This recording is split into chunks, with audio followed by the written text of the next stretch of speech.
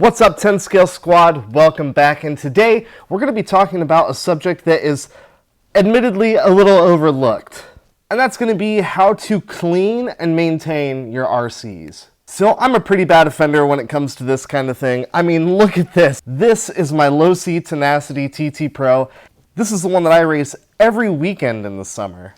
And this thing is just absolutely filthy. It's time for me to go through this thing, make sure that it is all ready to go and looking good for the new season.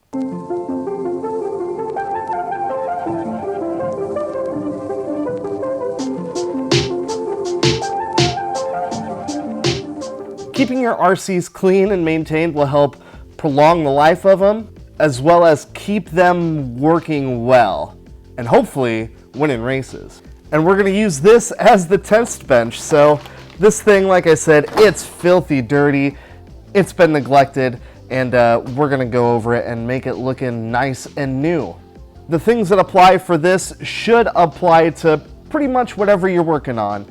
If you're crawling, racing, bashing, drifting, or even drag racing. The things that we're going to do today should apply to most of your rigs out there at home.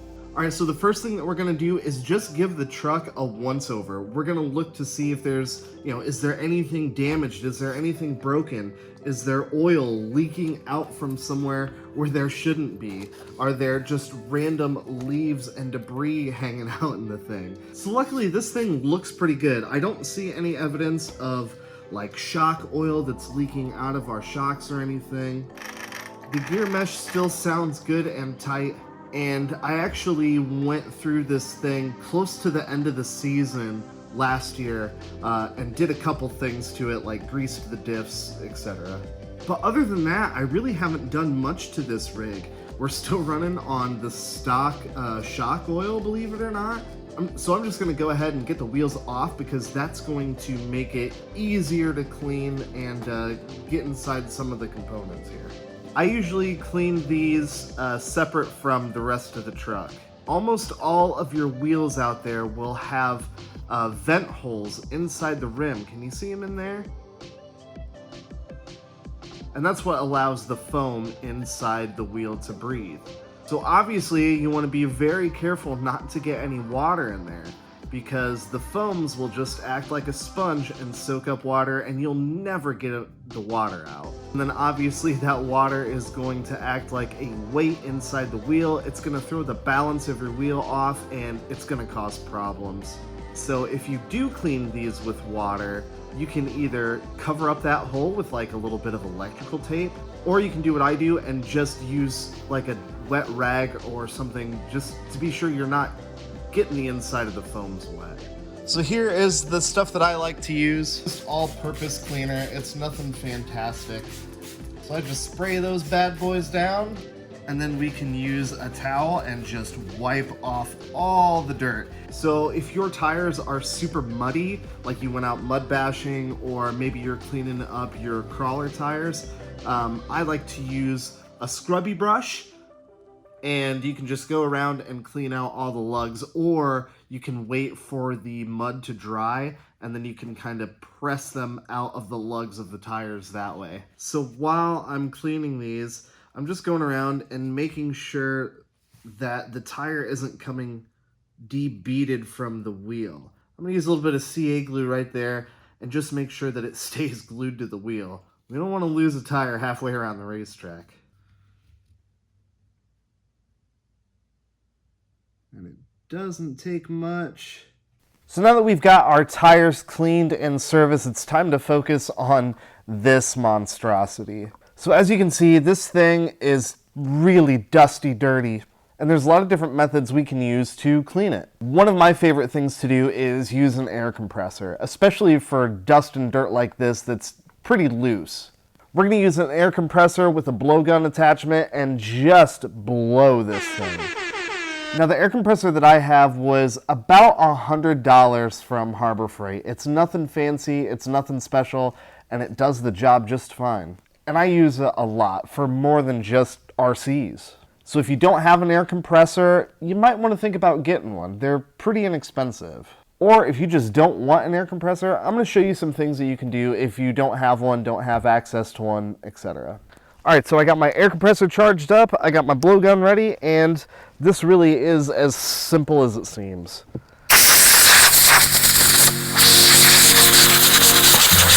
So that achieves a pretty good result with very minimal effort. Literally, you just plug in the air compressor, spray it down, and you can get rid of most of the dirt on these things. But let's say you don't have an air compressor, or it didn't get into all the little spots, and you still need to do some cleaning. Well, we're gonna go back to our all-purpose cleaner and shop towels. You can buy these things at any hardware store, and they're a little bit nicer than normal paper towels just because they're a little bit more robust.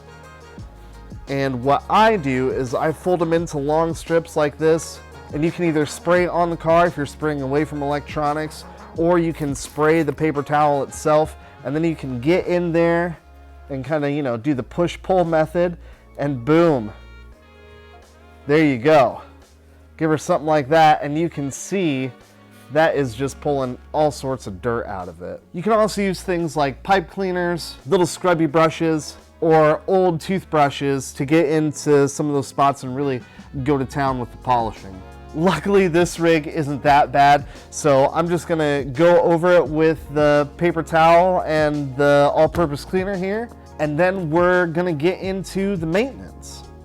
Let's do it. Whew, this thing is starting to look factory fresh again. Now, normally this would be the part where I would check the shocks or refill the shocks if they were losing oil or if they needed topped up, or if I wanted to replace what was in there.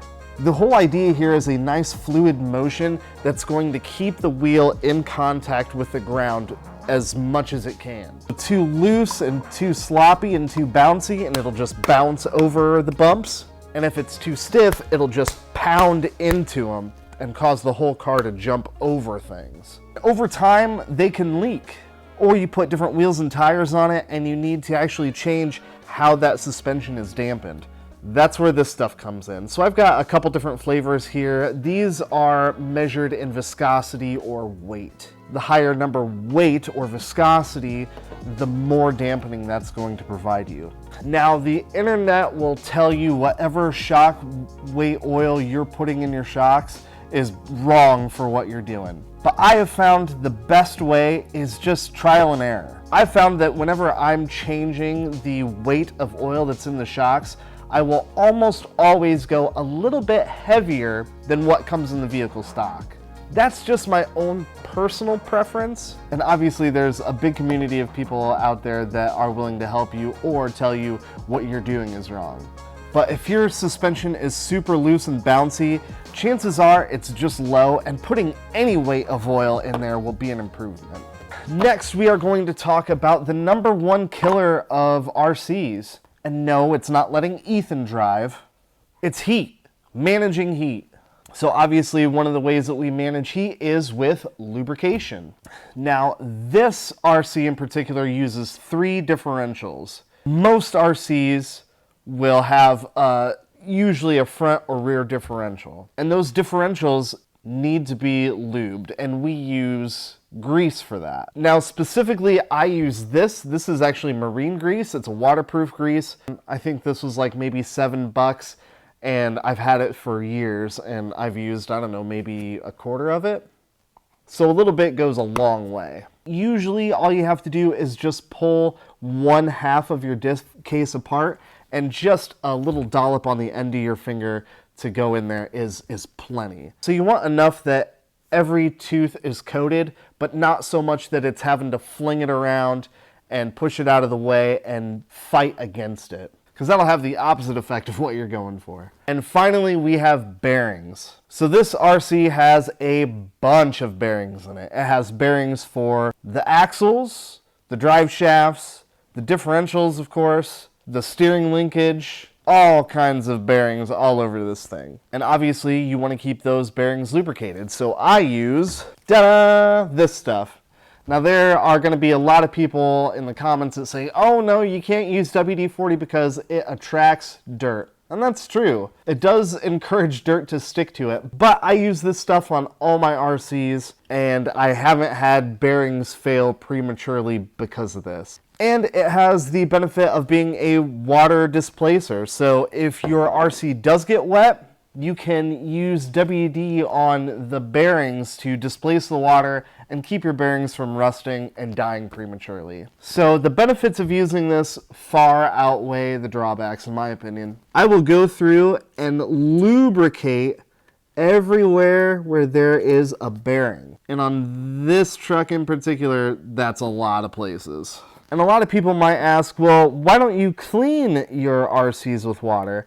And you certainly can. I mean, I've done it. I've gone to the coin-op car wash and just blasted some muddy RCs.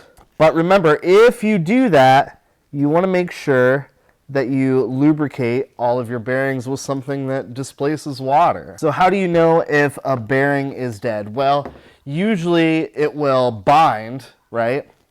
So it'll be real hard to turn. You'll have some joint that's really, really difficult to turn. Other times you can hear it. It'll be causing excess heat, so you'll be able, your parts are going to be getting hotter than they should.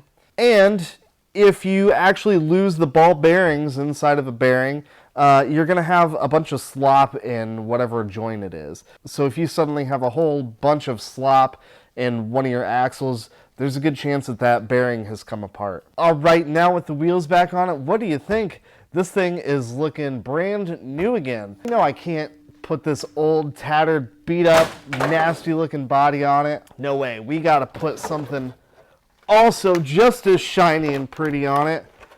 Bam! Now it really does look brand new again. Boom!